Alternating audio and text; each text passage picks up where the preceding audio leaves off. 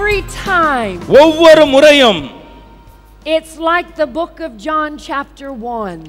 இது யோவான் 1ஆம் அதிகாரத்தில் இருக்கிற முதல் வசனம் போல இருக்கும். The word of God தேவனுடைய வசனம் became flesh தேவனுடைய வசனம் மாம்ச உருவெடுத்தது and dwelt among us. அது நமக்குள்ளே வாசம் பண்ண ஆரம்பித்தது. When you believe this word, அந்த வார்த்தையை நீங்கள் விசுவாசிக்கும்போது it becomes flesh in you. உங்களுக்குள்ளே அது உங்கள் மாம்சத்தில் மாம்சமாக like God dwelling among us. அவர் தேவன் நமக்குள்ளே வாசம் பண்ணுகிறவராய் மாறுவார். Through your body, உங்களுடைய சரீரத்திலே, through your mind, உங்க மனதிலே, and through your life. உங்களுடைய வாழ்க்கையிலே Practice the presence of Jesus. இயேசுவின் பிரசன்னத்தை அனுதினமும் பயிற்சி பண்ணுங்கள். He is his word. அவர் அவருடைய வார்த்தையிலே இருக்கிறார். Abide in his word. அவருடைய வார்த்தைக்குள்ளாக இருக்கிறார். And he abides in you. அவர் உங்களுக்கு அவர் வசனம் உங்களுக்குள் வரும் பொழுது அவர் உங்களுக்குள் இருக்கிறார். And then remember this.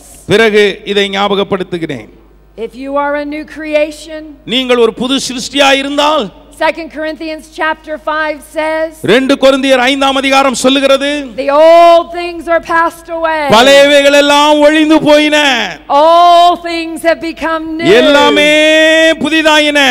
And Paul says, ரெண்டுமே because of this, இதனாலே தான் you are now ambassadors of God.